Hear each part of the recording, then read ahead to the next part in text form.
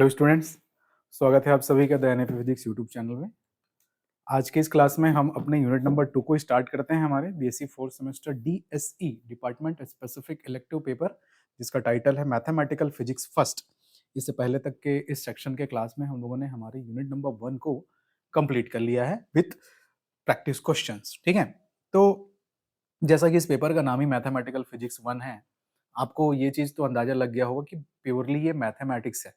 मतलब थ्योरी वोरी ऐसा कुछ डायग्राम चित्र ये सब इक्वेशन ड्राइव करना ये सब चीज नहीं है। ये इज अ जितने हायर लेवल के मैथमेटिक्स हम फिजिक्स में यूज करते हैं आगे चल के, उन सब चीजों के बारे में पढ़ाई करनी है। And obvious you are the student of the mathematics, BSc maths में ही आप पढ़ाई कर रहे हैं, इसलिए आप फिजिक्स पढ़ रहे हैं। सो इट्स अ बहुत आपके लिए हैंडी भी है, आप अच्छे से इसको हैंडल कर सकते हैं। और इसको बेसिक अगर आपको रूल्स वगैरह पता है तो अच्छे से आप इससे रिलेटेड मार्क्स भी पा सकते हैं। थोड़ा सा हैवी जरूर लगेगा क्योंकि मैथमेटिक्स है और थोड़े से वर्किंग इसमें ज़्यादा करने पड़ेंगे। पेपर प्रैक्टिस के ऊपर डिपेंड करता है। जैसे डीएससी के कंपैरिजन में इसमें आपको ज़्यादा प्रैक्टिस करना पड़ेगा, क्योंकि 4 क्वेश्चन मैं अगर आपको बता रहा हूँ तो 4 क्वेश्चन लगभग आपको भी अपने एंड पे प्रैक्टिस करके देखने पड़ेंगे, तब जाके आप पेपर में जो रैंडम अननोन फॉर्म में जो क्वेश्चन आएगा उसको आप हिट कर सकते हैं। ठीक है, so these are the syllabus from our unit number 2 mathematical physics 1 paper DSE unit number 2। The title is first order and second order differential equations and orthogonal curvilinear coordinates. मतलब हमको एक तो इस यूनिट में एक पार्ट हमारा बना हुआ है डिफरेंशियल इक्वेशंस के ऊपर, और एक पार्ट बना हुआ है कोऑर्डिनेट जियोमेट्री के ऊपर कहा जाए तो कोऑर्डिनेट जियोमेट्री जो आप पिछले क्लासेस तक, छोटे क्लासेस तक जो पढ़ते आए हैं, चाहे मैं 3 डायमेंशन में बोलूं या फिर अगर आप लोगों ने फर्स्ट सेमेस्टर में रिलेटिविटी पढ़ा है, तो उसमें टाइम को भी पैरामीटर लेके एक कोऑर्डिनेट की तरह बिहेव करते हैं। तो स्पेस कोऑर्डिनेट, मोमेंटम स्पेस, ये सब चीज पढ़ा है। तो उसके अलावा हायर मैथमेटिक्स के फील्ड में हमको सिलिंड्रिकल कोऑर्डिनेट सिस्टम, मतलब बेलनीय निर्देशांक पद्धति, और गोलीय निर्देशांक पद्धति, स्फेरिकल कोऑर्डिनेट सिस्टम के बारे में जानना होता है। और कुछ चीजें 3 डायमेंशनल में कैसे स्लोप किस तरह से जाएगा, डाइवर्जेंस क्या होगा, ग्रेडियंट क्या होगा, ये सब चीज एक तरह से है। तो जो आप लोगों ने इलेक्ट्रिकल वाले पेपर में, इलेक्ट्रिसिटी एंड मैग्नेटिज्म का जो पेपर आप लोगों ने सेकंड सेमेस्टर में पढ़ा है, उसमें कुछ कर्ल, डाइवर्जेंस, ये सब चीज जो पढ़ा था, उसी का मैथमेटिकल वर्जन इसका एक सेक्शन बनाता है।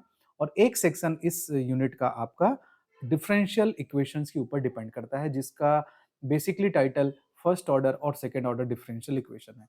तो सिलेबस को पढ़ने से ना बहुत छोटा लगता है। जैसे अगर मैं कहूं कि देखिए, first order differential equation and integrating factor, homogeneous equation with constant coefficient, Workshean and general solution, statement of existence of uniqueness theorem and initial value problems, particular integral. तो ऐसे देखा जाए ना तो 5-6 टॉपिक ऐसा लगता है। तो सिलेबस लिखने वाले ने थोड़ा सा इसमें आलसीपन किया है, उसने बहुत शॉर्ट में सिलेबस को लिख दिया है, जबकि ये कंटेंट बहुत ज्यादा है। इसका अंदाजा हमें तब समझ में आता है क्योंकि और ये वाला सेक्शन जो सेकंड सेक्शन है, उस पे तो कोऑर्डिनेट्स के बारे में जानना है, हायर लेवल के डायमेंशंस के बारे में जानना है, प्योरली मैथमेटिकल फॉर्म इसमें आएगा, उस सब चीजों को पढ़ेंगे। बट डिफरेंशियल इक्वेशन के सिलेबस को लिखने में उन्होंने बहुत ही शॉर्ट हैंड टाइप पे लिखा है। मतलब टॉपिक्स ज्यादा हैं, लिखे बड़े शॉर्ट फॉर्म में है। मतलब इस पूरे यूनिट को पढ़ाने के लिए एनईपी की जो बोर्ड ने 16 घंटे डिराइव किए हैं। मतलब इस पूरे यूनिट को अगर आपका कॉलेज में अगर आपका प्रोफेसर आपको पढ़ाता है, तो वो कम से कम 16 क्लास लेगा 1-1 घंटे की, तब जाके ये सिलेबस कंप्लीट होगा। ठीक, तो मतलब इससे अंदाजा लगता है कि ये ठीक ठाक लेवल के क्वांटिटीज को अपने आप में कंटेन करके रखा हुआ है। तो हम उतना टाइम स्पेंड नहीं करेंगे, हमें तो एग्जाम को अच्छे से टारगेट करना है और मार्क्स कंटेंट करने हैं लेस मेहनत के साथ। तो भाई हम 1 to 1 कोशिश करेंगे कि 4 से 5 वीडियो में हमारा ये यूनिट नंबर 2 कंप्लीट हो जाए। तो एवरेज हम 4 से 5 घंटे में के इन्वेस्टमेंट में हम अपने इस यूनिट नंबर 2 को कंप्लीट करने की कोशिश करेंगे। उसमें आप लोगों का साइड से प्रैक्टिस की जरूरत यहाँ पर रहेगी कि आप लोग जितना ज्यादा प्रैक्टिस करेंगे उतना ज्यादा आप लोगों के लिए ईजी रहेगा। ठीक, तो हम लोग स्टार्ट करेंगे फर्स्ट ऑर्डर डिफरेंशियल इक्वेशंस के बारे में, या डिफरेंशियल इक्वेशन किसको बोलते हैं उसके बारे में जानेंगे। फिर वैसे ही सेकंड ऑर्डर डिफरेंशियल इक्वेशन के बारे में जानेंगे। और इन दोनों फर्स्ट ऑर्डर और सेकंड ऑर्डर जो मैं बोलूं, उसी में ये बाकी सारे टॉपिक्स भी छुपे हुए हैं। ये जो इनिशियल वैल्यू प्रॉब्लम है, वर्कशियन है, जनरल सॉल्यूशन है, वो सब इसमें आ जाएगा। तो ब्रॉडली अगर मैं कहूँ तो हमको फर्स्ट ऑर्डर डिफरेंशियल इक्वेशन और सेकंड ऑर्डर डिफरेंशियल इक्वेशन को पढ़ना है। उसके सब टॉपिक्स जो अंदर आते चले जाएंगे वो कोर्स में हम लोग आगे रन करेंगे। तो वो समझ में आती जाएगा। और फिर उसका दूसरा सेक्शन जो ये थोड़ा और हैवी पड़ता है मैथमेटिकल फॉर्म में, नोटेशन फॉर्म में, इसको फिर अपन जानेंगे धीरे धीरे, इसको आगे आगे बढ़ाएंगे अपन, ठीक है। तो चलिए आज का ये यूनिट नंबर 2 डीएससी का हम लोग स्टार्ट करते हैं हमारे डिफरेंशियल इक्वेशन को लेते हुए।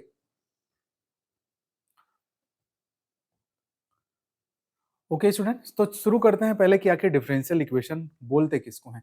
देखिए इसका थोड़ा बहुत आइडिया बेसिक, आप ऐसा नहीं कि इसको आप पहली बार पढ़ रहे हो, इसको आप लोगों के लिए कैलकुलस में पढ़ा ही होगा, मैथ्स के पेपर में आप लोगों ने फर्स्ट सेमेस्टर में भी आपने पढ़ा होगा, 12th वगैरह में भी हम लोग डिफरेंशियल इक्वेशंस के बारे में जानते हैं, थोड़ा बहुत पढ़ते हैं। बट यहाँ पे एग्जाम टारगेट करना हो, एग्जाम में आएगा तो वो बनना चाहिए। आपको जानकारी है, कितनी आपको जानकारी है उससे फर्क नहीं पड़ता, जब भी ये क्वेश्चन एग्जाम में आता है क्योंकि हमारे सिलेबस में यहाँ पे डाला गया है तो वो आपसे बनना चाहिए। मेरा सिर्फ इतना पर्पस है, आपको कितना आता है कितना नहीं आता उससे हमें प्रीवियस नॉलेज को आप जज करने नहीं बैठेंगे, ठीक है। तो और एक बात कि जैसे यूनिट कंप्लीट होता है तो फिर पीडीएफ आप लोगों को अपलोड होता है ना, क्योंकि एक बल्क पीडीएफ डालना शेयर करना हमारे लिए इजी होता है। हर वीडियो के बाद अगर मैं पीडीएफ शेयर करते रहूं तो पूरा कचरे जैसा हो जाएगा और एक जगह इकट्ठा नहीं रहेगा। और मैं ये भी बोलता हूँ कि अगर किसी स्टूडेंट्स को जब पीडीएफ मिलता है तो पीडीएफ से पढ़ के वो तैयारी कर सकता है तो वो सिर्फ पीडीएफ से पढ़ ले, वो वीडियो देखने की कोई जरूरत नहीं है, कोई दिक्कत नहीं है, आप वीडियो देखें। हम इसलिए वीडियो नहीं बनाते कि उसको मैक्सिमम से मैक्सिमम लोग देखें या हम लोगों को इनकरेज करें कि आप वीडियो देखिए नहीं। किसी भी माध्यम से अगर आपको हेल्प हो जाता है वो आपके लिए अच्छा है। तो अगर आप बाद में आपको कंबाइंड नोट्स आपको मिल जाता है, अगर उससे आपकी अंडरस्टैंडिंग डेवलप हो जा रही है, बन जा रही है, तो आप फिर आप मत देखिए, आप अपने उस टाइम को दूसरे सब्जेक्ट्स में इन्वेस्ट करिए, जो टॉपिक टफ है उससे रिलेटेड वीडियो वगैरह देखिए, ठीक है। तो यहाँ पे ऐसा कोई कंपलसरी नहीं है। हाँ, अगर आप नोट्स के साथ साथ वीडियोस को भी देख लेते हैं तो आपकी क्लैरिटी और बहुत अच्छी हो जाएगी, ऐसा हमारा आपको सजेशन है, बट कंपलसरी नहीं है। जिस भी माध्यम से आपको इस प्लेटफॉर्म से हेल्प मिल रहा है उसको आप करते चलें और प्रैक्टिस आपको यहाँ पर ज्यादा करनी है। चलिए चालू करते हैं हम लोग। डिफरेंशियल इक्वेशन किसको बोलेंगे जी? बेसिक डेफिनेशन क्या है कि y is equal to F X यदि निश्चित ना हो कि y x पर कितना निर्भर करता है। जैसे हम लोग जानते हैं कि यहाँ पर x इंडिपेंडेंट वेरिएबल है, y डिपेंडेंट वेरिएबल है, x फ्री ऑफ तरीके से कोई भी वैल्यू कंटेंट कर सकता है, उसके अकॉर्डिंग y अपनी वैल्यूज को प्राप्त करता है। मतलब x dependent independent, y dependent, लेकिन हमें ये नहीं पता है कि कितना निर्भर करता है, कितना डिपेंडेंसी है। तो और y तथा x के सापेक्ष अवकलजों के मध्य संबंध स्थापित कर सके, मतलब डिफरेंशियल्स के जो ऑपरेटर होते हैं dy by dx, d2y by dx2 something, उनके मध्य अगर एक रिलेशन बनाने वाला है कोई एक संबंध समीकरण हमको मिलता है इन दोनों के मध्य उन ऑपरेटर्स के थ्रू, तब हम उसे क्या कहते हैं, हम लोग उस रिलेशन को डिफरेंशियल इक्वेशन कहते हैं।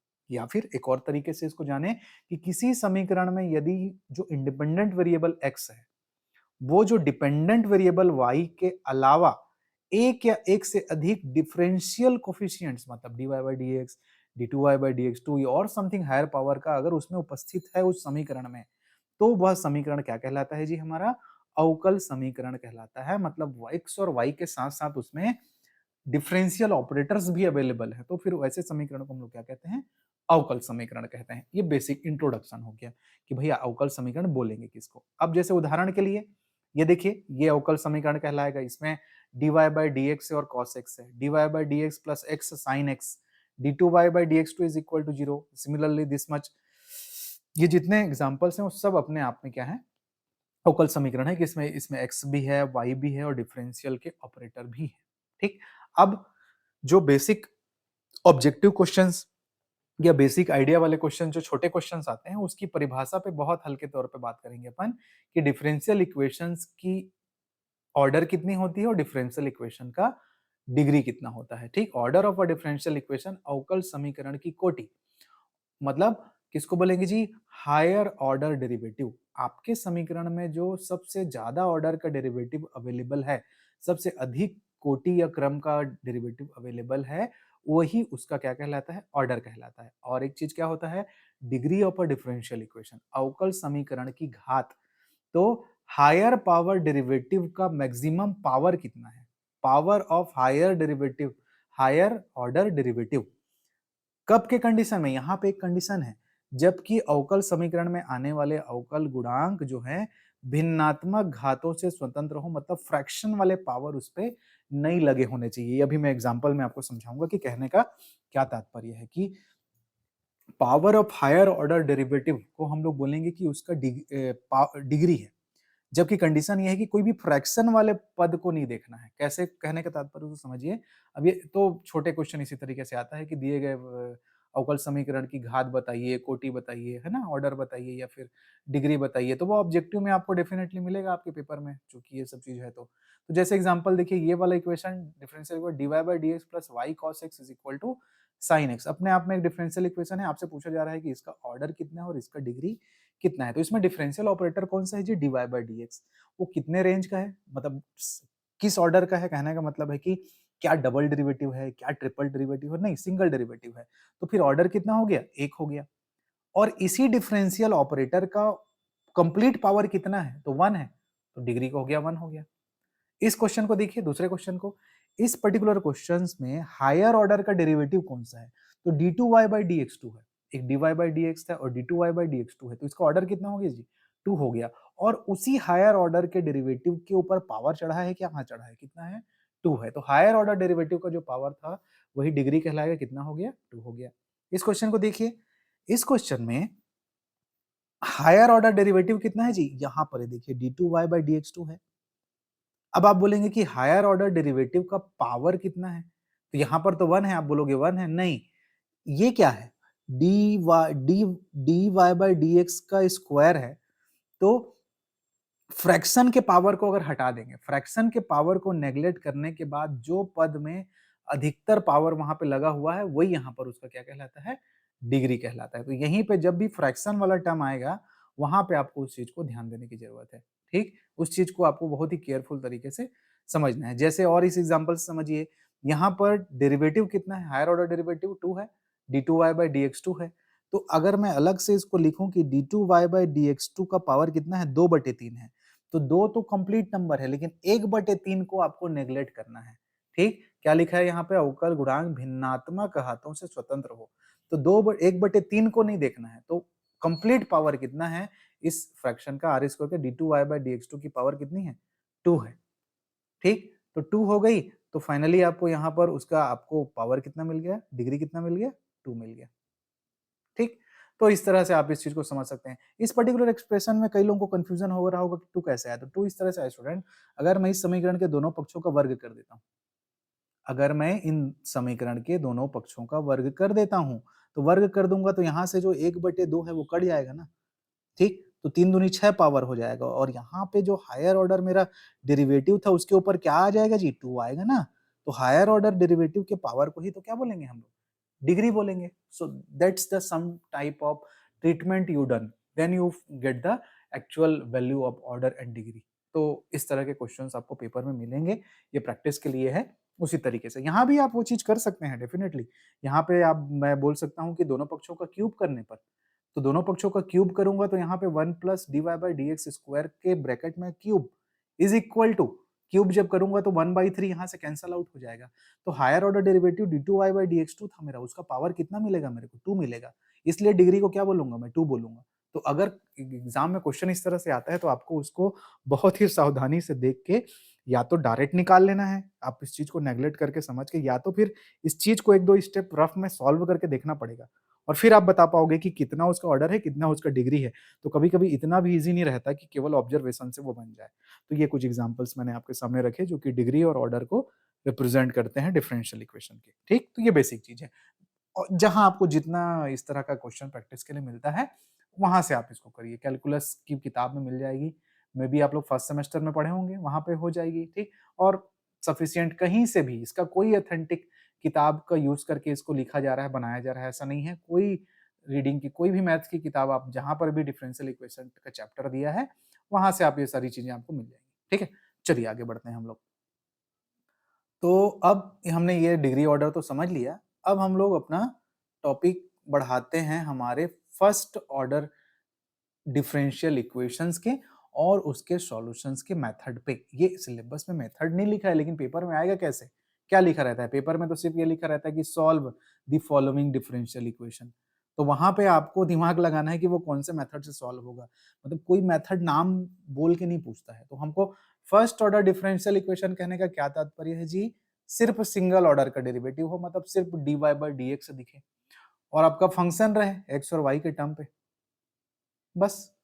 तो फर्स्ट ऑर्डर डिफरेंशियल इक्वेशन किसको बोलेंगे? एक इस तरह का समीकरण रहेगा जिसमें dy बाई डी एक्स रहेगा और फंक्शन ऑफ एक्स वाई के रूप में कॉम्प्लेक्स फॉर्म में या किसी फॉर्म में वो इक्वेशन रहेगा। अब सिंगल डेरिवेटिव ऑपरेटर है, उसको देख के जान जाएंगे कि फर्स्ट ऑर्डर डिफरेंशियल इक्वेशन है। तो फर्स्ट ऑर्डर डिफरेंशियल इक्वेशंस को सॉल्व करने के कुछ पॉपुलर मेथड्स हैं, उन मेथड्स को आपको सीखना है एग्जांपल्स के साथ, और उसको क्वेश्चंस के साथ ही सीखा जा सकता है। तो उसको अपन पहले सबसे पहले नाम लिखेंगे मेथड का, और उसके आधार पे कुछ क्वेश्चंस मैं बनाऊंगा यहाँ पे या बना के आपको शो करूंगा जो एग्जांपल के तौर पे, और कुछ प्रैक्टिस के लिए हर मेथड के लिए मैंने क्वेश्चन यहाँ पे डाला हुआ है, जिसको आप अपने एट होम आप खुद उसको प्रिपेयर करिएगा इस क्लास को देख के, तो फिर आप उसको अच्छे से उसमें कंसेप्ट बना पाएंगे। बहुत ज्यादा टाइम इसमें अपन को देने की जरूरत नहीं है। तो सिंगल ऑर्डर डिफरेंशियल इक्वेशंस को सॉल्व करने का सबसे पहला मेथड कहलाता है सेपरेशन ऑफ वेरिएबल्स। हिंदी में बोलते हैं चरों का पृथक्करण। मतलब सिंपल भाषा में अगर मैं कहूँ तो अगर आपको डिफरेंशियल इक्वेशन सॉल्व करना है, कहने का मतलब है कि उसमें से ऑपरेटर्स को रिमूव करना है। dy by D X, D Y D X, ये सब जो डी ऑपरेटर आया है ना, उसको हटा देना है। तो एक तो ये होता है कि कांस्टेंट के रिमूवल से, कोई डिफरेंशियल इक्वेशन बहुत सिंपल फॉर्म में दिया रहता है तो हम लोग उसको देख के जान जाते हैं कि उसमें जितना तो कांस्टेंट है उसको उतने बार डिफरेंशिएट करते हैं तो वो बन जाता है, वो रिवर्स ऑर्डर में। जब डिफरेंशियल इक्वेशन बनाना होता है, तो जब समीकरण दिया रहता है तो समीकरण के सहायता से डिफरेंशियल इक्वेशन बनाना है, तब उस प्रोसेस को काम करेंगे। यहाँ पे हमको डिफरेंशियल इक्वेशन फॉर्म में दिया है, उसको सॉल्व करके जो मूल फंक्शन है उसको प्राप्त करना है। तो उस मूल फंक्शन को प्राप्त करने के लिए, जो प्राइमरी फंक्शन को प्राप्त करने के लिए कुछ स्पेसिफिक मेथड्स हैं, जिसमें से पहला मेथड कहलाता है सेपरेशन ऑफ वेरिएबल या चरों का पृथक्करण। मतलब x वाले टर्म्स को एक तरफ ले जाइए dx के ऑपरेटर के साथ, y वाले टर्म्स को एक तरफ ले जाइए dy के ऑपरेटर के साथ, और दोनों पक्षों का, दोनों साइड्स का सिंपल फॉर्म में इंटीग्रेशन कर दीजिए। इंटीग्रेशन आपको आना चाहिए भाई, उसके लिए ना समाकलन आपको आना चाहिए। तो क्या है इसका हल करने का तात्पर्य? यह है कि किस तरह का समीकरण होगा जिसमें fx वाले को एक तरफ ले जाएंगे, y वाले को एक तरफ ले जाएंगे और इंटीग्रेशन करेंगे तो एक कांस्टेंट इसमें ऐड अप हो जाएगा। एग्जांपल से समझिए, बहुत इजी क्वेश्चंस हैं, लेकिन पेपर में बस समस्या यहाँ पे आती है कि जब भी परीक्षा में आएगा ना क्वेश्चन, तो बस क्या लिखता है, solve the following differential equation. उसमें ये नहीं लिखता कि चर के पृथक्करण विधि से बनाना है, कि आगे आने वाले और जो मेथड में अभी और देखूंगा उससे बनाना है। तो ये आपके प्रैक्टिस की अंडरस्टैंडिंग है कि आप देखते ही पहचान जाए कि हाँ भाई ये इस तरीके से बन जाएगा, है ना। चलिए, सॉल्व करने के लिए हम लोग क्या करने की कोशिश करते हैं जी, कि x वाले टर्म को एक तरफ रखने की, बनाने की प्रयास करते हैं, और y वाले टर्म को एक तरफ बनाने की प्रयास करते हैं। तो इसको पक्षांतर किए तो ये वाला टर्म इस तरफ आ गया, ये वाला। फिर इसमें से कुछ कॉमन निकल गया एक्स स्क्वायर, तो बचेगा क्या, y माइनस वन बचेगा यहाँ पर। यहाँ से कुछ कॉमन निकल गया वाई स्क्वायर, तो यहाँ पर x माइनस वन बचेगा। उस x माइनस वन को यहाँ बटे में ले जाऊंगा और यहाँ के y माइनस वन को यहाँ बटे में ले जाऊंगा। तो अब आप देख पा रहे हैं कि X square x minus one D x is equal to minus y square y minus 1 dy. It's separated. The operator are same and the variable functions are same. So अब हम इसका दोनों पक्षों का इंटीग्रेट करना है, लेकिन अभी भी क्या डायरेक्ट इंटीग्रेशन हो सकता है? डायरेक्ट इंटीग्रेशन पॉसिबल नहीं है, तो थोड़ा सा और एडजस्ट किए यहाँ पे। कैसे एडजस्ट किया, x square minus one plus one और नीचे में एक्स माइनस वन। सिमिलरली यहाँ पर भी आपने वही काम किया। अब इसको दोनों के बटे में ले जाके आपको कुछ इस तरह का एक्सप्रेशन मिलेगा कि एक्स माइनस वन भाई इस इन दोनों के बटे में भी रहेगा और वन के बटे में भी रहेगा। ये अगेन ए स्क्वायर माइनस बी स्क्वायर है, तो उसको ए माइनस बी और ए प्लस बी लिख लोगे आप। इसको एक्स स्क्वायर माइनस वन को x minus one x plus one लिखोगे, नीचे से एक्स माइनस वन कटेगा तो यहाँ बचेगा x plus one. Here you have one minus x minus one, sorry one upon x minus one D x. Similarly same चीज यहाँ पर होगी, तो ये मिलेगा। अब इंडिविजुअली सबका आप इंटीग्रेशन के ऑपरेटर के साथ इंटीग्रेशन कर दीजिए। जैसे इंटीग्रेशन अप्लाई करेंगे, कांस्टेंट सी यहाँ पर आ जाएगा। तो सिंपल है भाई, x minus x plus one का इंटीग्रेशन, x का x square by two plus one का x plus one upon x minus one का log x minus one is equal to, here you have a minus y square by two minus y minus log y minus one plus C. और सब चीजों को एक तरफ ले जाइए, constant को एक तरफ रख दीजिए, और वही आपका क्या कहला जाएगा, आंसर कहला जाएगा। तो solution of differential equation with the method of separation of variable, it means you collect the variable forms in the both side of the equal sign, और उसके बाद आप उसको इंटीग्रेशन कर दीजिए। तो टैलेंट आपका है कि आपको इंटीग्रेशन जितना शार्प आएगा, जितने शॉर्टकट्स आप अभी तक के इंटीग्रेशन के मेथड को सीखे हैं, वो यहाँ पे हेल्प होता है। Simple question. एक और क्वेश्चन देखते हैं, ठीक। इस तरह का भी क्वेश्चन आ सकता। देखिए क्वेश्चन कैसा आएगा, क्या आएगा, यहाँ पे कोई अनुमान नहीं लगाया जा सकता। यहाँ पे सिर्फ हम लोग मेथड को सीख सकते हैं, तो उसी पे मेरा फोकस है भाई। मैं आपको इस तरह के इसी टॉपिक पे 100 क्वेश्चन दे सकता हूँ प्रैक्टिस के लिए। कहीं से भी आप गूगल करिए, आपको मिल जाएगा प्रैक्टिस के लिए। तो महत्वपूर्ण क्या है? महत्वपूर्ण ये है कि जो मेथड उसके पीछे बिहाइंड में लागू हो रहा है, आप उसको सीखें और ऑब्जर्वेशन स्किल आपकी बनी रहे। जल्दी-जल्दी में डिफरेंशियल इक्वेशन में कॉन्सेप्ट नहीं बनाया जा सकता। क्यों? क्योंकि अंततः एग्जामिनर क्या बोलता है? सॉल्व द डिफरेंशियल इक्वेशन, और उसके लिए कई मेथड आप पढ़े रहते हो। तो जो जल्दी-जल्दी में पढ़ा रहता है ना, वो कन्फ्यूज़ होता है बहुत। अरे यार! इस मेथड से बनाऊँ कि इस मेथड से बनाऊँ? तो जो थोड़ा पेशेंस लेके, समय देके एक सर्टेन अमाउंट ऑफ क्वेश्चन से प्रैक्टिस किया रहता है ना, वो एग्जाम हॉल में सही मेथड चुन पाता है। क्योंकि यहाँ पे पूरा गेम टाइम का है। अगर सॉल्व द डिफरेंशियल इक्वेशन दिया और जिस मेथड से बनना है, उसके अलावा मेथड से आपने चालू कर दिया, तो 1.5 पेज तो आप लिखते-लिखते भर दिए। फिर पता चल रहा है अंत में कि ये तो क्वेश्चन सॉल्व ही नहीं हो रहा है। फिर उतना का जो टाइम है आपका, वो तो खत्म ना। तो इसलिए इसके लिए इस पे शार्पनेस बनाना आपके लिए बहुत ज़रूरी है। चलिए, थोड़ा-सा और आगे क्वेश्चन बढ़ाता हूँ मैं इसमें। मान लीजिए क्वेश्चन इस तरीके से कि dy by dx is equal to x into 2 log x plus 1 upon sin y plus y cos y। तो कैसे करेंगे जी? पहले सिंपल फॉर्म में देख लेते हैं। इसको इधर ले गए तो y वाला फंक्शन चला गया, इसको इधर ले गए तो x वाला फंक्शन चला गया। बहुत ईज़ी था। x अपने आप में अलग हो गया है, ये अपने आप में अलग हो गया है। सबका इंडिविजुअली इंटीग्रेशन कर दीजिए। इसका हो गया, इसका हो गया, इसका 2 बाहर, इसका इंटीग्रेशन प्लस एक कांस्टेंट c भी आ जाएगा, वो अगले स्टेप में लिख देंगे। तो अब यहाँ पर देखिए, ये वाला जो टर्म है, ये 2 फलनों का गुणनफल का समाकलन है, तो खंड समाकलन लगाना पड़ेगा। सिमिलरली यहाँ भी 2 फलनों के गुणनफल का समाकलन है, तो खंड समाकलन लगाना पड़ेगा। तो खंड समाकलन लगाते हैं तो लॉग वाले फंक्शन में बहुत ही सावधानी रखनी पड़ती है। लॉग को कभी भी फर्स्ट फंक्शन नहीं माना जाता, उसको हमेशा सेकंड फंक्शन माना जाता है।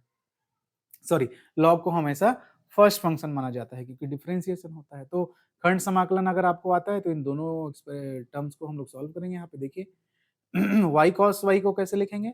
पहला फलन y, दूसरे का समाकलन माइनस पहले का अवकलन, दूसरे का समाकलन का समाकलन। ये खंड समाकलन इंटीग्रेशन बाय पार्ट्स के मेथड का यूज किए। फाइनली ये आप इक्वेट कर दीजिए, this is minus this plus, then you have y sin y plus cos y।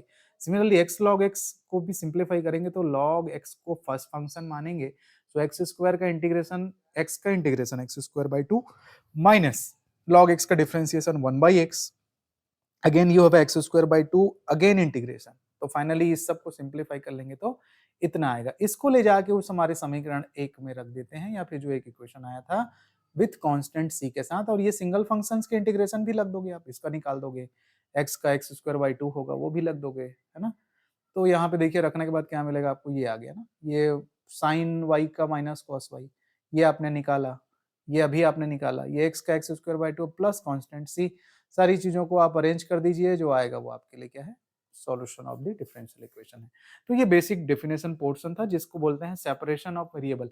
कुछ प्रैक्टिस क्वेश्चंस मैंने आपको लिए यहाँ पे लिखा हुआ है विथ आंसर, जो कि इसी मेथड पे आधारित हैं, सेपरेशन ऑफ वेरिएबल के मेथड पे आधारित है। तो आप इन 5 क्वेश्चंस को कम से कम रफ कॉपी में अपने आप को समय दीजिए और बनाइए और आंसर प्राप्त करिए, ठीक। तो ये कौन से मेथड से बनेगा जी? सेपरेशन ऑफ वेरिएबल मेथड से बनेगा। मैं फिर से रिमाइंड करा दूं, एग्जाम में आपको केवल सॉल्व द इक्वेशन लिखा रहेगा, तो इसको बनाने के साथ साथ आप उस ऑब्जर्वेशन को भी सीखते चले जाइएगा कि ऐसा क्या चीज था कि क्या आप इसको अलग अलग कर पाए, क्या एक्स वाला फंक्शन एक तरफ आपसे हुआ, वाई वाला एक तरफ हुआ।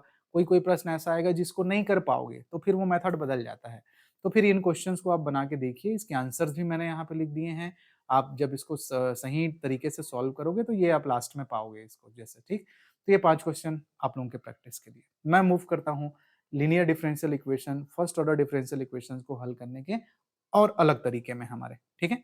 चलिए, तो इसी साइज का क्वेश्चन आएगा आपके पेपर में, बहुत बड़े-बड़े वाले इस तरह से बहुत कॉम्प्लेक्स कैलकुलेशन के पूछना नहीं चाहिए उसको, ठीक। दूसरा जो वैरायटी होता है, दूसरा तरीका होता है, उसको बोलते हैं हम लोग होमोजेनियस डिफरेंशियल इक्वेशन, समघात अवकल समीकरण। समघात अवकल समीकरण कुछ इस तरह से होता है कि dy by dx is equal to something, दो टाइप का फंक्शन होता है और उन दोनों ही टाइप के फंक्शन में जो वेरिएबल्स की पावर्स होती है उसको जोड़ के जब देखते हैं तो लगभग बराबर आता है, कि जब f1xy और f2xy के सभी पदों में x और y के घातों या पावर का जो सम है वो एक समान हो, तब के कंडीशन में हम लोग इसको समघात अवकल समीकरण बोलते हैं। और उस कंडीशन में इसको हल करने की विधि ये है कि y के जगह में vx रख देते हैं, और y के जगह में vx पुट करोगे तो डिफरेंशियल ऑपरेटर भी बदल जाएगा। यदि y बराबर vx में मानूंगा तो दोनों पक्षों का अवकलन करोगे तो dy by D X is equal to v वैसी रहेगा x का अवकलन 1 प्लस x वैसी रहेगा v का dv बटे dx। तो अब वो जो समीकरण दिया रहेगा वहां पर y की जगह आप vx रखोगे, और जहां पर dy बाई dx दिया रहेगा वहां पे ऑपरेटर की जगह ये रखेंगे v प्लस एक्स dv बटे dx, और फिर उसके बाद ये इक्वेशन ना रिड्यूस हो जाता है। रिड्यूस हो जाता है मतलब सिंपल फॉर्म में बदल जाता है। एग्जाम्पल से समझिए, सॉल्व द फॉलोइंग इक्वेशन। ऐसे ही लिखा रहेगा, आपको क्वेश्चन दिया रहेगा कि X square Y D X minus X cube plus Y cube D Y is equal to 0। तो एक तो ये तरीका है कि क्या आप इसमें एक्स एक्स और वाई वाई को अलग अलग कर पा रहे हो क्या। अगर कर ले रहे हो तो फिर इस मेथड की जरूरत नहीं है, तो आप नहीं कर पाओगे। देखो यहाँ पर dx के साथ x और y दोनों इंक्लूड है, और यहाँ पर ये दोनों के साथ मल्टीप्लाई हो रहा है, तो इजिली इसको x x एक तरफ y y एक तरफ नहीं किया जा सकता।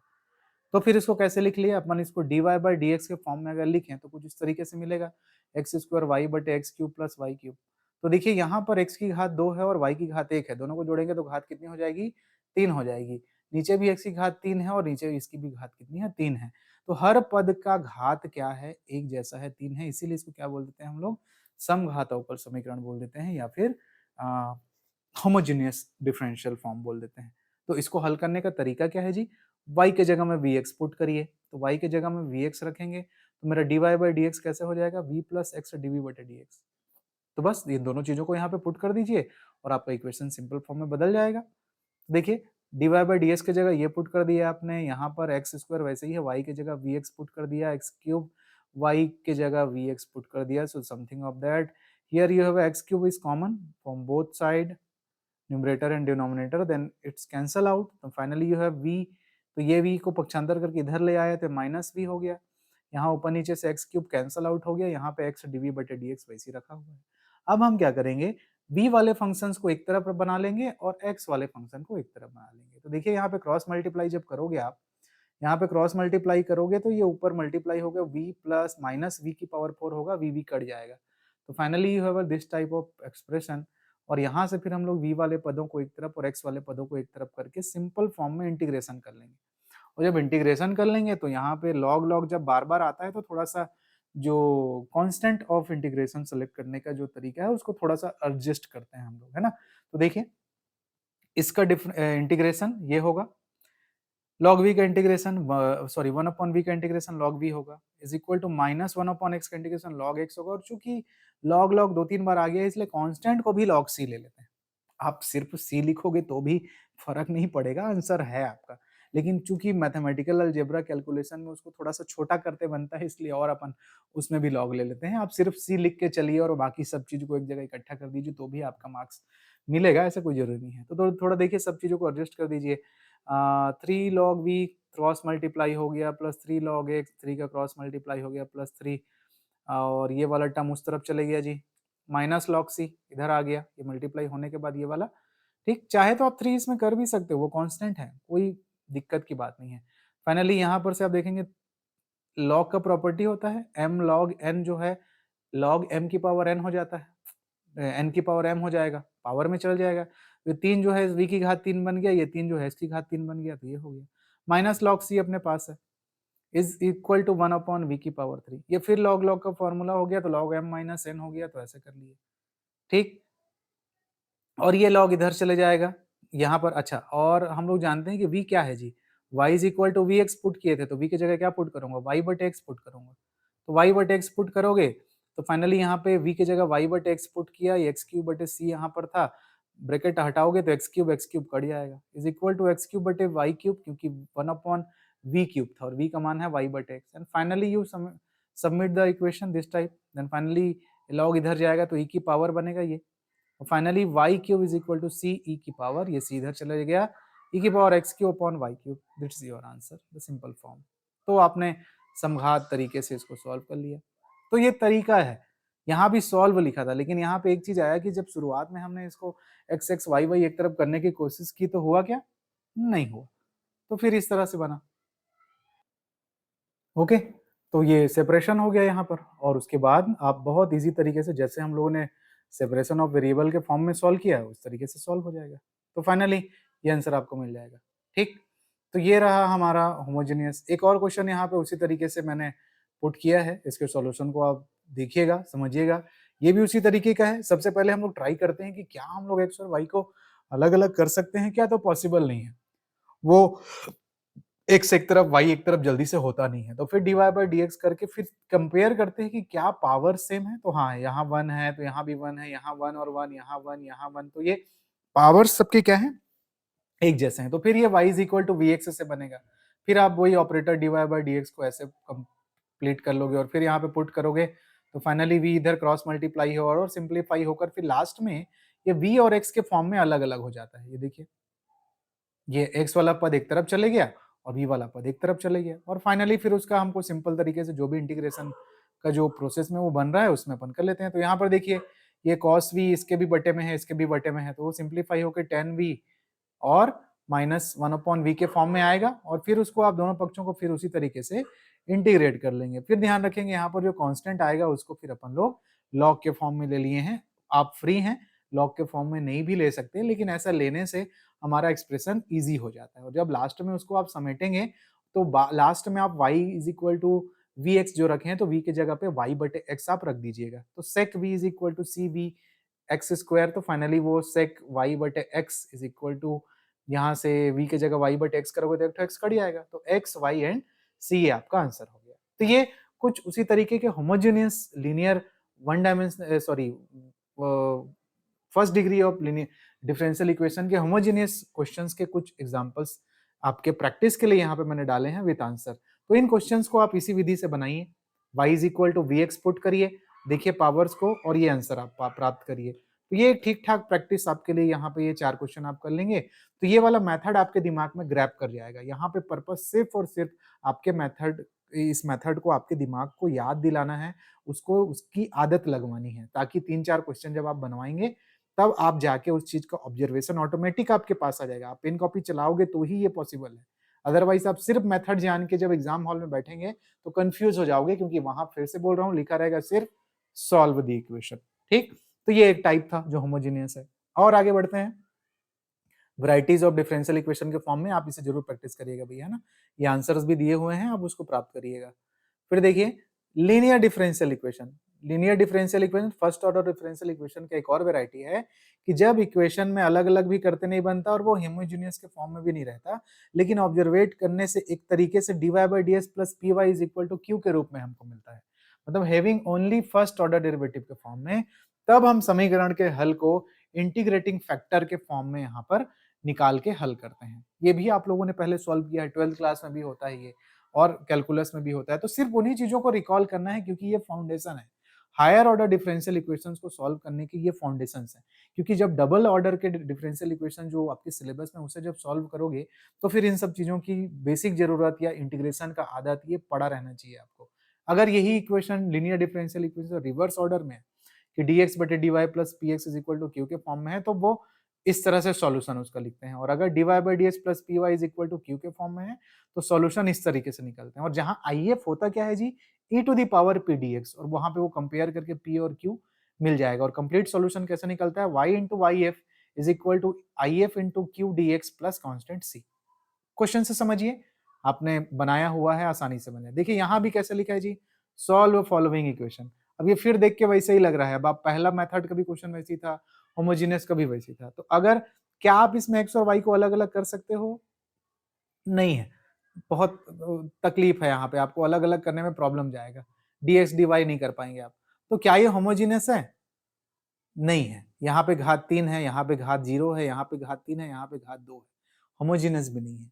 तो फिर और कौन सा तरीका है, तो फिर इसको अगर हम लोग dy बाई डी के फॉर्म में सिंपल तरीके से लिखें तो क्या वो उस तरह से बनता है क्या, तो हाँ, जब आप यहाँ पे 1 प्लस एक्स क्यूब का डिवाइड कर दोगे इस तरफ, तो dy by D x plus this much and this much, तो finally when you compare this equation number 1 from to dy by dx plus py is equal to q, then you have p is something 6x square upon 1 plus x cube and your q is 1 plus x square upon 1 plus x cube। तो ये कुछ उसी तरीके से है। तो भाई ये लीनियर डिफरेंशियल इक्वेशन के फॉर्म में है, इसलिए इसका इंटीग्रेटिंग फैक्टर हम निकालते हैं जो कि होता है e की पावर p dx, और p कितना था ये तो e की पावर में 6x square upon 1 plus x की पावर 3 का dx। तो चूंकि यहाँ पर से इस 6 को तोड़ के 3 दूनी 6 करके 2 को अगर बाहर ले लूं और मैं जानता हूं कि ये फलन का फलन है और फलन के फलन को इंटीग्रेशन बाय सब्स्टिट्यूशन से इंटीग्रेट किया जाता है। मतलब यदि मैं 1 प्लस एक्स की घात 3 को t मानूंगा तो उसका डिफरेंशिएट जब करूंगा तो वो बैलेंस होगा। तो ये इंटीग्रेशन का फिर बेसिक है ना, ये आपको मेरे ख्याल से आना चाहिए। मतलब अगर इसको आप डिटेल में सॉल्व करोगे कि 3x square upon 1 plus x की घात 3 dx को, तो यहाँ पे मैं करने वाला हूँ 1 प्लस एक्स की घात 3 को आप t मानोगे। जब भी t मानते हैं तो डिफरेंशिएट करते हैं, तो 3x square dx is equal to dt। मतलब जहां पे 3x स्क्वायर dx लिखा है वहां पे आप क्या लिखोगे, सिर्फ dt लिखोगे। तो ये चीज आपका बैलेंस हो गया। तो फाइनली आपका एक्सप्रेशन कैसे बन गया, e to the power 1 upon t और dt। तो ये इंटीग्रेशन बाय सब्स्टिट्यूशन है। तो वो चीज जब यहाँ पर होगी तो फाइनली आपका एक्सप्रेशन कुछ इस तरीके से आएगा। और अच्छा 1 अपॉन टी है तो क्या लिखोगे जी, e to the power log t ना, और t की वैल्यू पुट कर दोगे। t की वैल्यू क्या है, 1 प्लस एक्स की घात 3 और 2 यहाँ पे था, ये 2 गुणा करके जो निकाले थे वो, तो कंफ्यूज नहीं होंगे। तो फाइनली आपको मिलेगा कुछ इस तरीके का एक्सप्रेशन। और 2 चूंकि लॉग है इसलिए पावर में चला जाएगा और e to the power log ही बेस पे क्या होता है, 1 होता है। तो finally IF is equal to 1 plus x की घात 3 का होल स्क्वायर। तो कंप्लीट सॉल्यूशन क्या होगा, कंप्लीट सॉल्यूशन का क्या है सूत्र जी, y into I F is equal to I F into Q D x plus C.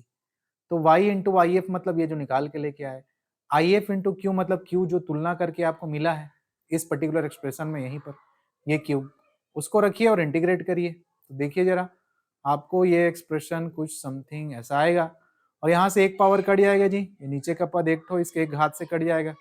तो जो बचेगा 1 plus x cube into 1 plus x square का dx प्लस सी। और फाइनली जब आप इसका ब्रैकेट हटा लेंगे, है ना, ब्रैकेट तब तोड़ लेंगे तो सिंगल टर्म्स बचेंगे। अब इन सभी सिंगल टर्म का क्या कर दीजिए, आप इंटीग्रेशन कर दीजिए विद कॉन्स्टेंट, तो आपको आंसर ये मिल जाएगा। ये एक तरीका था।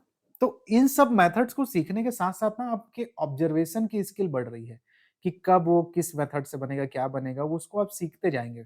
ठीक, एक और क्वेश्चन यहाँ पे आपके लिए यहाँ पे दिया गया है कि 1 plus Y square D X is equal to tan inverse Y minus X into D Y. X Y अलग अलग नहीं हो सकता, होमोजीनियस भी नहीं है, क्योंकि यहाँ पावर 1 है, यहाँ पे पावर 2 है, देख के समझ में आ रहा है। तो क्या इसको D Y by D X के रूप में लिखा जाए, तब क्या आ गया, ऐसा आएगा और ऐसा आएगा। तो फाइनली यू हैव अगेन ये रिवर्स मोड का क्वेश्चन है। ये dx बटे dy के फॉर्म में जब लिखे तो px is equal to q के फॉर्म में मिला, तो ये जस्ट उल्टा हो जाएगा, रिवर्स मोड का क्वेश्चन है। तो p is equal to 1 upon 1 plus Y square, ये वाला, और q is equal to tan inverse y upon 1 plus Y square. तो फाइनली ये, तो फिर आप इसका IF क्या होगा जी, e to the power p dy होगा, क्योंकि ये उल्टा क्वेश्चन है, dx बटे dy। तो p dy करके आप इसको निकाल लीजिए तो ये मिल जाएगा। और कंप्लीट सॉल्यूशन के लिए ये आपको लिखना है, तो ऐसा करके लिख लीजिए। तो इस तरह से आप चलते चले जाएंगे। तो यहाँ पे रखे हैं तो वैल्यू आ जाएगी e to the power tan inverse Y, e to the power tan inverse Y, tan inverse Y upon 1 plus Y square. अब यहाँ इसको हल करने के लिए कैसे करेंगे, टेन इनवर्स वाई को t मानोगे, तो टेन इनवर्स वाई को t मानोगे तो 1 upon 1 plus Y square D Y is equal to dt। तो फाइनली ये वाला चीज बैलेंस हो रहा है, ये इंटीग्रेशन भाई सब्स्टिट्यूशन का यूज कर रहा हूँ मैं। तो जितना शार्प आपका इंटीग्रेशन वगैरह है उतना अच्छा ये बनेगा। तो ये आपका बैलेंस हो गया। तो फाइनली क्या मिला, e to the power t into T, और यहाँ पे इसके लिए फिर इंटीग्रेशन बाई पार्ट्स लगाओगे, t को पहला फलन मानोगे, इसको दूसरा मानोगे, फिर इंटीग्रेशन बाई पार्ट्स करके लास्ट में t की वैल्यू पुट कर दोगे, तो फाइनली फिर आपको ये आंसर मिल जाएगा। तो ये इजी तरीके से इंटीग्रेशन बाई पार्ट्स के तरीके से सॉल्व हो गया। ठीक, तो ये आपके प्रैक्टिस के लिए लीनियर डिफरेंशियल इक्वेशन पे आधारित कुछ क्वेश्चंस विथ आंसर दिए गए हैं, इसे आप प्रैक्टिस करिए। इसमें एक्स एक्स और वाई वाई एक तरफ नहीं होता है और ना ही ये होमोजीनियस है, देखना ज्यादा इंपॉर्टेंट है, देख के ऑब्जर्व करिए उस चीज को। ठीक, और जानिए कि क्यों ये एक्स एक्स वाई वाई अलग करके क्यों नहीं बना, क्यों ये होमोजीनियस तरीके से क्यों नहीं बन रहा है, और क्यों ये लिनियर फॉर्म से बन रहा है। तो ये सारे क्वेश्चन, 4 क्वेश्चन आप इससे बड़े ही सावधानी से अपने रफ कॉपी पे अच्छे से समय निकाल के शांत दिमाग से इसकी प्रैक्टिस करिए। आंसर्स दिए हुए हैं, आंसर्स आपको यही मिलेंगे इसके। ठीक, चलिए अब मैं आगे बढ़ रहा हूं हमारे फर्स्ट ऑर्डर डिफरेंशियल इक्वेशन के अगले सेक्शन में, वैरायटी ऑफ मैथमेटिकल सॉल्यूशन के तौर पे। तो एक इसमें चौथा वैरायटी आता है जिसको बोलते हैं एग्जैक्ट डिफरेंशियल इक्वेशन।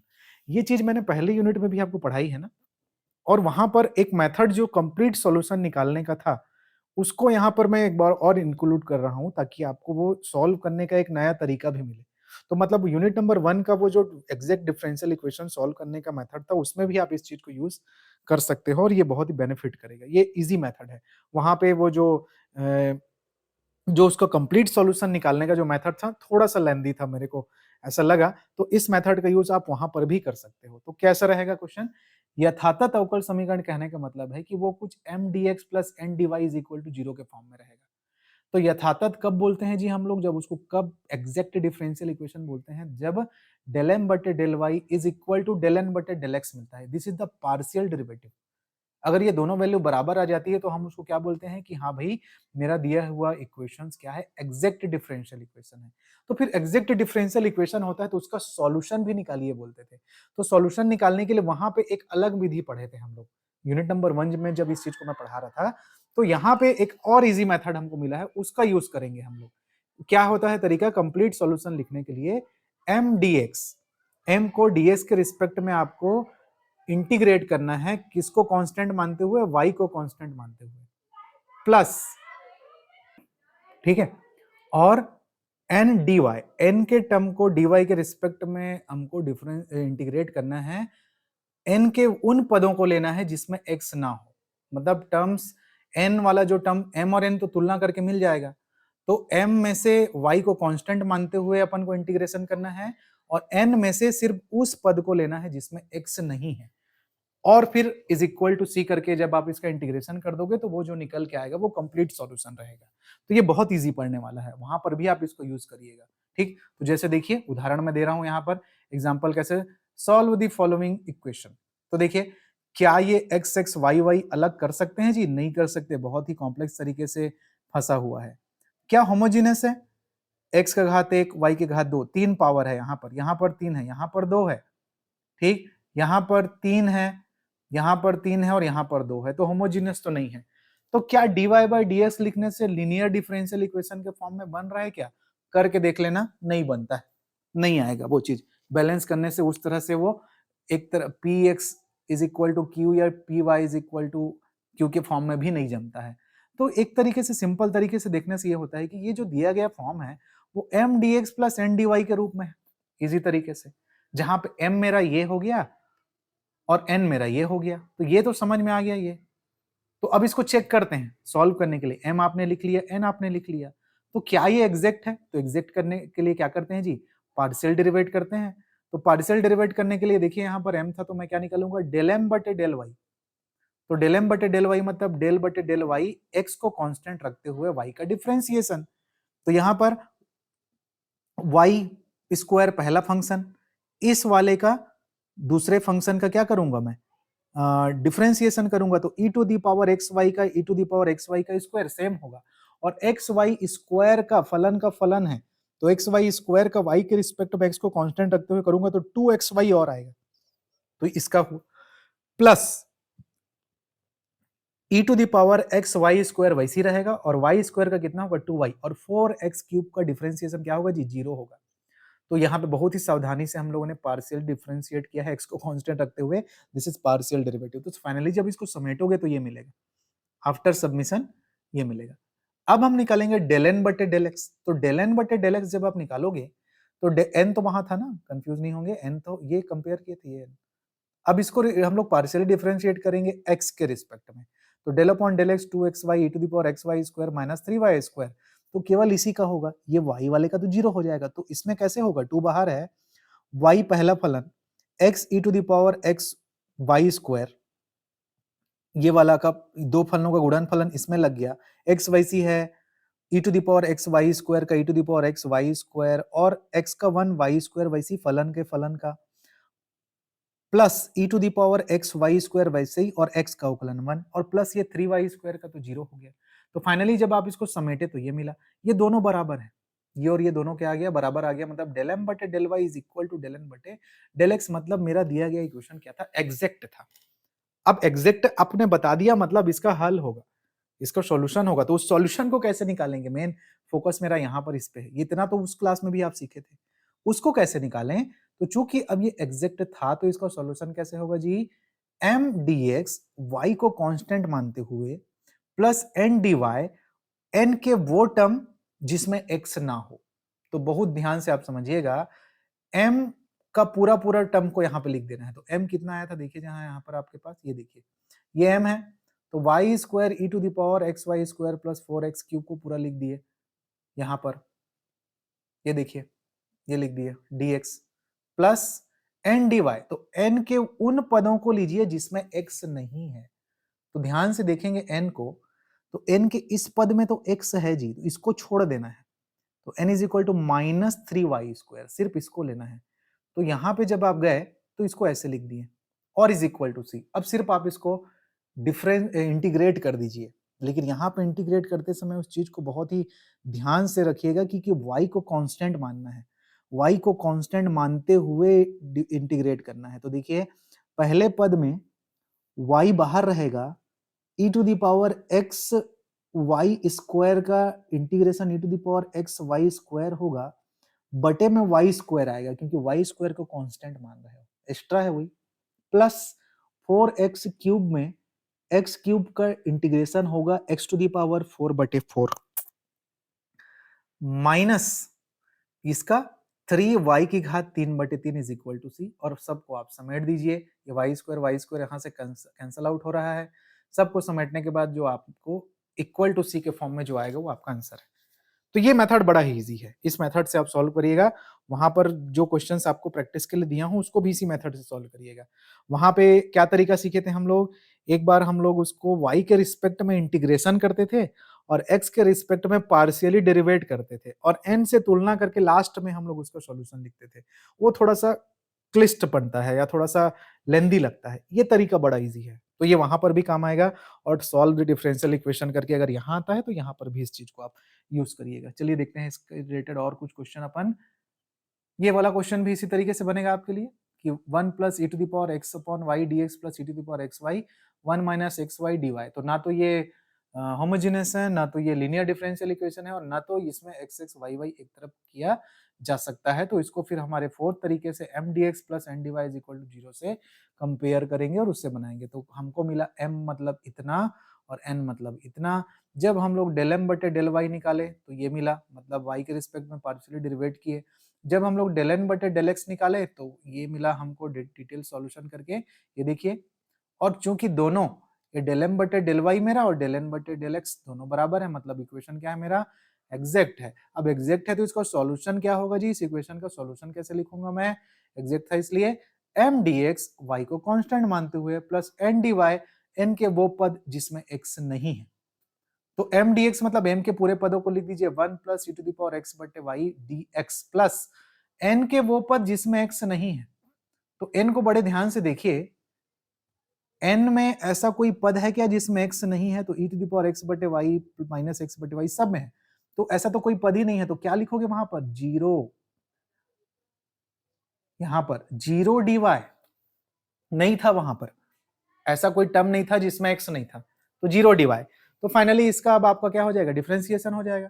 तो 1 का x और y को कांस्टेंट मानते हुए करना है, तो e to the power x बटे y और 1 अपॉन y बटे में आएगा, जो कि पलट कर y ऊपर चला जाएगा, क्योंकि y एक्स्ट्रा था, वो कांस्टेंट है, y को कांस्टेंट मानते हुए किए हो, is equal to c. Finally you have answer, finally you get the answer. तो ये आपके प्रैक्टिस के लिए क्वेश्चंस यहाँ पे डले हुए हैं, जो कि एग्जैक्ट डिफरेंशियल इक्वेशन के फॉर्म में बनेंगे, आंसर्स उसके यहाँ पे डले हुए हैं। आप इस वाले मेथड का अच्छे से प्रैक्टिस करिए, ये यूनिट नंबर 1 और 2 दोनों में से कहीं ना कहीं एग्जाम में आपको पूछेगा ही पूछेगा, क्योंकि जब आंसर निकालना है लास्ट में तो पूरा सॉल्यूशन के साथ लिखना पड़ेगा ना, ठीक है। तो ये बड़ा ही अच्छा एक मेथड है जो मिला है, उसको आप यहाँ से इन क्वेश्चन को उससे बनाइए और इसकी लर्निंग को अपने माइंड में फिट करिए। अब एक तरीका क्या था जी एग्जैक्ट डिफरेंशियल इक्वेशन का, यदि वो एग्जैक्ट नहीं है तो आपके सिलेबस में इसी यूनिट नंबर 2 में लिखा है इंटीग्रेटिंग फैक्टर के बारे में भी लिखा है। तो इंटीग्रेटिंग फैक्टर तो हम लोग एक जगह जो आईएफ यूज किए लीनियर डिफरेंशियल इक्वेशन में, e to the power something P D X या पी डी वाई, एक तो ये होता है, और एक इंटीग्रेटिंग फैक्टर एग्जैक्ट या इनएग्जैक्ट डिफरेंशियल इक्वेशन जब पढ़ रहे थे उसमें हमने जाना था कि वो चीज जिसको इक्वेशन में मल्टीप्लाई कर देने से हमारा समीकरण एग्जैक्ट बन जाता है, जो पहले इनएग्जैक्ट हुआ करता था, जो यथातथ नहीं है वो यथातथ बन जाता है, तो उसको बोलते हैं हम लोग इंटीग्रेटिंग फैक्टर, और जनरली डीएक्स के फॉर्म में होता है, जिसका फॉर्मूला भी मैंने पिछले उस यूनिट नंबर 1 के चर्चा में वहां पे हमने पढ़ा है कि e to the power del M बटे del Y minus del N बटे डेल एक्स बटे एन dx होता है करके। तो कुछ एक क्वेश्चन ऐसा देखते हैं। तो जैसे मान लीजिए ये प्रश्न दिया है सिंपल तरीके से, ये देखो यहाँ पर ये सिंपल तरीके से भी बन सकता है ना, अब ये इजी क्वेश्चन है, मैं इस मेथड को बताने के लिए आपको बता रहा हूँ। जैसे ये x dy minus Y D x, तो क्या x x y y एक तरफ नहीं कर सकते? कर सकते हैं यार, इजी तरीके से हो जाएगा। क्या ये होमोजीनियस है? अरे होमोजीनियस भी हो जाएगा, बट इस पर्टिकुलर मेथड को बताने के लिए कि अगर इनएग्जैक्ट है तो फिर कैसे करते हैं। तो मान लो मैंने इसको एडजस्ट किया कि minus Y D x plus X D Y is equal to zero, मतलब M D x plus N D Y is equal to zero. तो एम क्या हो गया जी? Minus Y. एन क्या हो गया जी? एक्स। तो डेल एम बटे del y is minus one, del N बटे डेल एक्स इज वन। तो क्या बराबर है? नहीं है। तो क्या है? इनएग्जैक्ट है। तो एग्जैक्ट बनाने के लिए क्या करते हैं? इंटीग्रेटिंग फैक्टर निकालते हैं। इंटीग्रेटिंग फैक्टर एक ऐसा टर्म है जिसको मल्टीप्लाई कर देने से हमारा इक्वेशन एग्जैक्ट बन जाता है। तो यहाँ पर फॉर्मूला ये है, ठीक है। तो उसी फॉर्मूले में वैल्यू पुट करिए बस। ये देखिए डेल एम बटे डेल वाई कितना आया था? Minus one. तो minus one minus del N बटे डेल एक्स कितना आया था? Minus one. तो माइनस वन हियर, और डिवाइड में n करना है। n कितना है जी? x है, तो x dx। तो finally you have minus two one upon x dx। तो you have a minus two log x, one upon X का इंटीग्रेशन लॉग x। तो फाइनली माइनस टू इधर चले जाएगा, लॉग लॉग हटेगा तो वन अपॉन एक्स स्क्वायर। तो ये वन अपॉन एक्स स्क्वायर ऐसा चीज है जिसको मल्टीप्लाई करने से ये इक्वेशन एग्जैक्ट बन जाता है। मतलब इंटीग्रेटिंग फैक्टर क्या हो गया? One upon x square. तो उसको फिर चेक नहीं करना है, यहाँ पे सॉल्यूशन की बात हो रही है। तो जो समीकरण मेरा दिया था, जो मेन समीकरण मेरा दिया था ये वाला, उसमें मैं क्या कर देता हूँ? गुणा कर देता हूँ वन अपॉन एक्स स्क्वायर का, जो कि मेरा इंटीग्रेटिंग फैक्टर मिलके आया है। तो finally minus y upon x square D x plus x upon x square D y, finally cut के ये minus y upon x square D x plus one upon x D Y is equal to zero. तो ये आ गया। अब इसमें m और n की तुलना कर लेता हूं। तो m और n की तुलना कर लिया तो m मेरा कितना हो गया जी? माइनस वाई बट एक्स स्क्वायर, और n कितना हो गया? One upon X. तो अब इसका सॉल्यूशन, जो मेन चीज मैं आपको सिखाना चाहता हूं इस वाले पर्टिकुलर मेथड को, इसका सॉल्यूशन क्या होगा? m डी एक्स वाई को कांस्टेंट मानते हुए plus n d y n का वो टर्म जिसमें x नहीं है इज इक्वल टू c। तो m का मान कितना है? माइनस वाई बट एक्स स्क्वायर डी एक्स था, और n में ऐसा कोई पद नहीं है जिसमें x नहीं है। देखिए जरा, ये देखिए x है यहाँ पर, तो बिना x का कोई पद नहीं है, तो उसको सीधा जीरो रख देंगे, नहीं रहता तो जीरो करना है। तो फाइनली आपने ये वैल्यू यहाँ पे पुट की, यहाँ पर y को कांस्टेंट मानते हुए इंटीग्रेशन करना है, तो y बाहर चला गया, तो वन अपॉन एक्स स्क्वायर का x to the power minus two का dx, और फाइनली इसका जीरो का जीरो, ये तो जीरो हो गया पूरा term, is equal to c। Then finally integration हो गया, ये हो गया minus two plus one upon ये, y बट x is equal to c, finally y is equal to x c. This is your complete solution. ठीक, तो ये आपके लिए प्रैक्टिस के लिए कुछ क्वेश्चंस जो कि इनएग्जैक्ट हैं, उसको आपको एग्जैक्ट बनाना है, और फिर एग्जैक्ट बनाकर इस वाले पर्टिकुलर मेथड का प्रैक्टिस कर लेना है। तो ये सॉल्यूशंस, 3 क्वेश्चन प्रैक्टिस करिए, आपको यहाँ पे उसके आंसर्स भी मैंने दिए हुए हैं। तो ये रहा स्टूडेंट्स आज first order linear differential equation की जो पॉपुलैरिटी है, कि first order linear differential equation से जितने तरीके से क्वेश्चंस आपसे पूछे जा सकते हैं, उस पे मैंने बात किया है आज यहाँ पर। अगले क्लास में अब जैसे ही अपन मूव करेंगे तो डिफरेंशियल इक्वेशंस को ही हायर ऑर्डर में बढ़ाएंगे, कि सेकंड ऑर्डर डिफरेंशियल इक्वेशन क्या होता है, क्या उसके सॉल्यूशंस हैं, क्या उसके लिए इंटीग्रेटिंग फैक्टर होता है, और कितने तरीके के उसको सॉल्यूशन के फॉर्म में लिखा जाता है, उसके लिए ऑक्सिलरी इक्वेशन कैसे लिखा जाता है, वॉक्सियन वर्कशियन जो टर्म इसमें आया है उसको कैसे निकालेंगे, तो वो सब चीज। तो ये एक फ्लो वाइज चलेगा।